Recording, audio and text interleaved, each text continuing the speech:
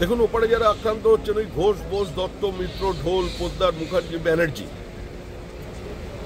সরকার, মাহেশ্বরী, আগরওয়াল, গুপ্তা, এরা আমাদের রক্ত, আমাদের ভাই।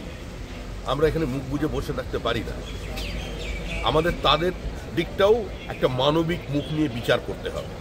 হিন্দু মন্দির ভাঙা হচ্ছে, একটা সতীপীঠ ভেঙে দেওয়া হলো, প্রতাপাদিত্যের একটা সৌধকে ভেঙে দেওয়া হলো। এই অত্যাচার কিভাবে চলবে, কতদিন চলবে? আর যারা ক্যাকাচিচি করতেন, এবার তাদের বোঝা উচিত যে সিএ এ রাজ্যে কেন আনা হয়েছে।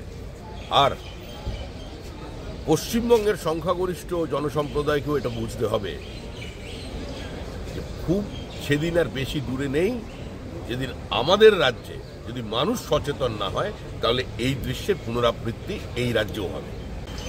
দেখুন, বাংলাদেশের জন্ম হয়েছিল ভারতের হাত ধরে। আমাদের সঙ্গে দ্বিপাক্ষিক সম্পর্ক চিরকালই মধুর ছিল।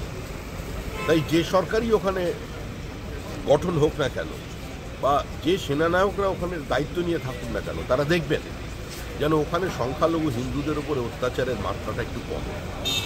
হিন্দু, বৌদ্ধ, খ্রিস্টান যারা ওখানে সংখ্যালঘু, আজকে তাদের উপর নির্মম অত্যাচার হচ্ছে। খাবার নেই, সমস্ত দোকান লুট হয়ে গেছে, বাড়ি থেকে বেরোতে পারছেন। এমনকি আওয়ামী লীগের বহু নেতা তারা আমাদের সঙ্গে যোগাযোগ করছেন, তারাও আক্রান্ত হচ্ছেন। ওখানে যারা সিভিল সোসাইটির মুখ বলে পরিচিত, যারা কোনো ধরনের ধর্মান্ধ মৌলবাদের কাছে আত্মসমর্পণ করে, আজকে বেছে বেছে তাদের আক্রমণ করা হচ্ছে। কমিউনিস্ট পার্টির নেতা, তিনি খুন হয়ে গেলেন।